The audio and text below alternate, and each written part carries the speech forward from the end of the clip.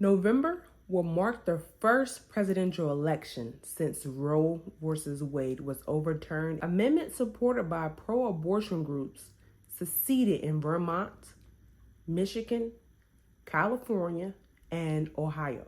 I would say this: you have to win elections. Otherwise, you're going to be back where you were. Hello, everyone, and thanks for tuning in to day 12 of Founders Month. On today's news flash, we will be discussing abortion policy under Trump versus Harris. Access to abortion has become one of the largest and thorniest election year divisions, with Vice President Kamala Harris' interest into the presidential race, ensuring an even more prominent role for an issue that was already a cornerstone of Democrats' campaign strategy.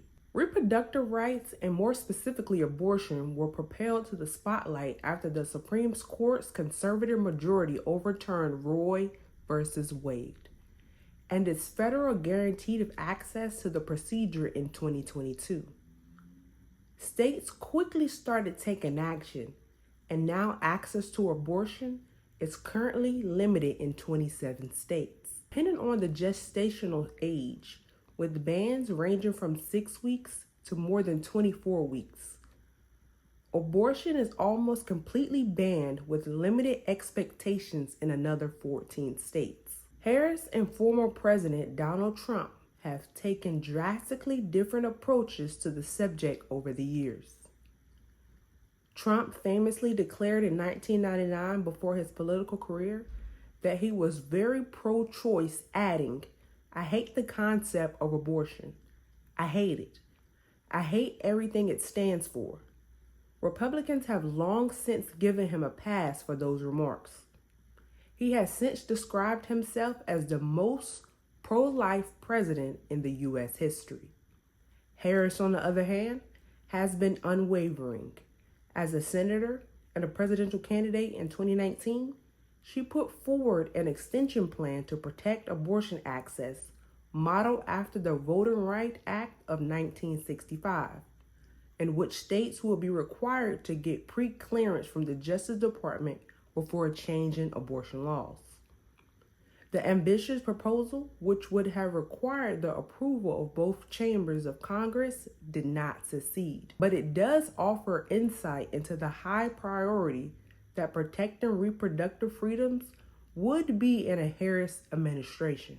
She is also believed to be the first sitting U.S. vice president to ever visit an abortion clinic. Harris has been a little more concrete on some things, but Trump has been very high level about his abortion positions. He hasn't really been answering a lot of tangible policy questions.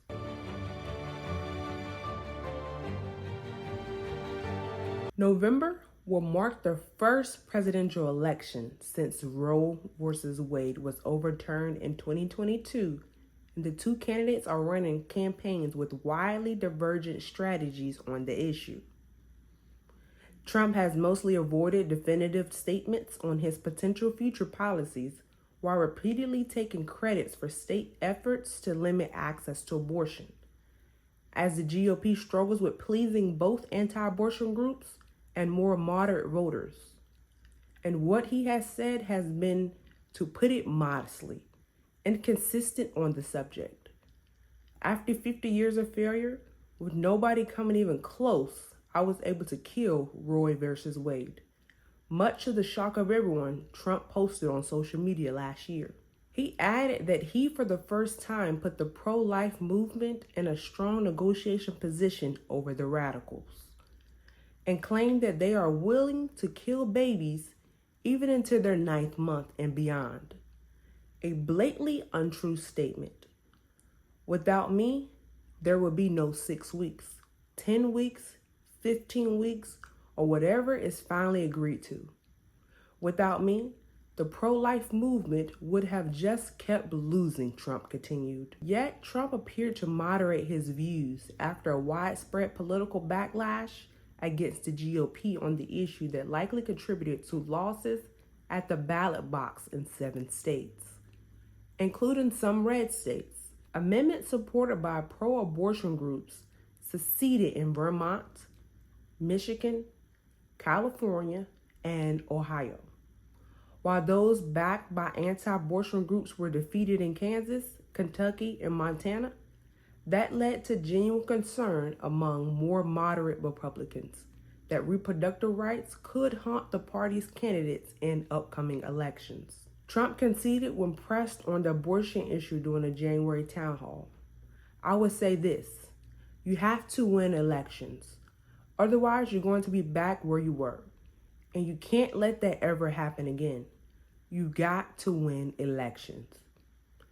Harris, alternatively, has made reproductive rights one of her main issues in the brief time she has been a candidate for president in her own right. And before that, she took point on the topic for the Biden administration in his re-election bid. Democrats even then saw abortion as a key motivating factor to drive turnout and put in play a handful of states where abortion-related measures will appear on the ballot. We need to put in law the protections of Roe versus Wade, and that is about going back to where we were before the Dobbs decision. Working in her favor, the majority of Americans say abortion should be legal in all or most cases.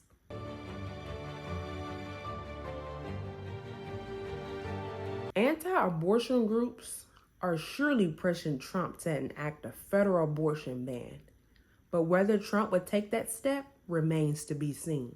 The former president debuted a softer stance last fall. I would sit down with both sides and I negotiate something, and we'll end up with peace on that issue for the first time in 52 years.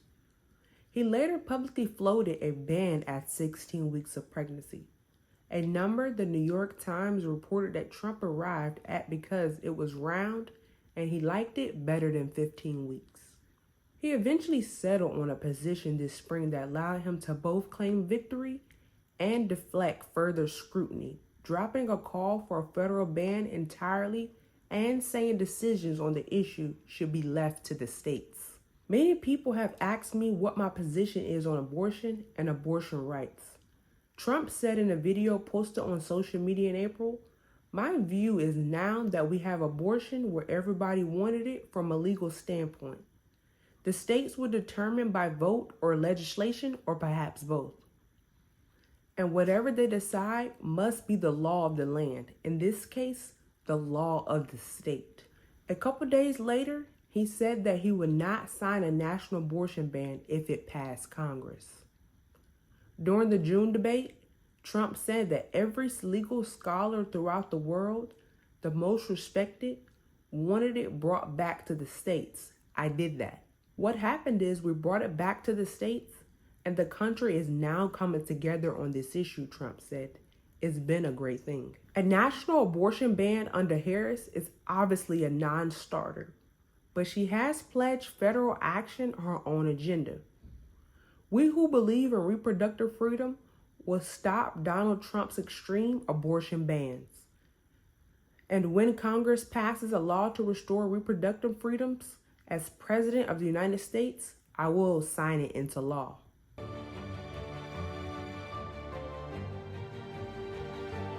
The Supreme Court in June rejected a lawsuit over the Food and Drug Administration approval of mifepristone, the medication used in nearly 2/3 of all abortions last year. The case, brought by a group of anti-abortion doctors, threatened to restrict access to the medication, even in states where abortions were legal. Harris said at the time that the decision was not a case for celebration because the reality is certain things are still not going to change. We are looking at the fact that 2/3 of women of reproductive age in America live in a state with the Trump abortion ban, Harris said. This ruling is not going to change that. This ruling is not going to change the fact that Trump allies have a plan that, if all fails, to eliminate medication abortion through executive action. So we must remain clear-eyed about the threats to reproductive freedom in America, and we must remain vigilant. Trump, for his part, said during his debate with Biden that he agreed with the Supreme Court decision. First of all, the Supreme Court just approved the abortion pill, Trump said when we asked if he would block abortion medication. And I agree with their decision to have done that, and I would not block it. But in true Trump form, he later seemed to backtrack the statement in August when he was asked if he would direct his FDA to revoke access to mifepristone. He said, sure, you could do things that would supplement absolutely.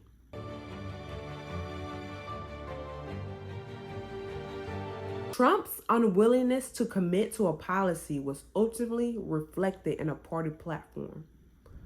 Thwarted the hopes of far-right anti-abortion Republicans who sought language favoring a federal abortion ban and legal recognition of fetuses as people. But activists were reassured by his pick for vice president, Senator J.D. Vance of Ohio, who has previously expressed support for a national abortion ban.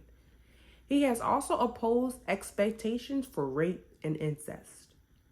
Meanwhile, Harris's choice for running mate, Minnesota Governor Tim Walz, debuted on the campaign trail with a contrasting perspective that also hinted at a future direction of the debate. He delivered a candid account of his family's experience with infertility treatments, a stark contrast to attempts by some of the far right to restrict reproductive freedoms, and one that assures the issue will continue to be prominent to November and beyond. Just as he has shifted in his statements before what Trump says on the campaign trail versus what he would do in office could differ as he tries to attract independent voters ahead of Election Day. A second-term Trump could be more or less aggressive than the former president has been in the past, depending on what he wants his legacy to be. He might want his legacy to be that he's really popular, so he moves to the middle on abortion, Ziegler says. Or it could be that he wants to rev up the base because those are the people who are going to be essentially key to his post-presidential future. A Harris presidency, by contrast, could see more risk-taking and experimentation on the subject even than the current administration. Biden, a practicing Catholic, doesn't always mention the word abortion when talking about Roe versus Wade, and sometimes been described as uneasy talking about the issue. However, no matter who wins, abortion policies that Harris or Trump pursue will face significant wildcards in Congress and the Supreme Court, which could either help or hurt their chances of getting anything meaningful enacted. There you have it, guys. This is a very touchy subject, so for today's sake of all of our loved ones out there and friends and family, we want to make sure that we stay quiet on this. However, we did want to report this information to you guys because this is very important for the election's sake. I would love to still hear you guys' opinions on how you guys feel regarding this matter. We thank you guys for tuning in us with day 12. We will see you on day 13. Thank you and have a great day.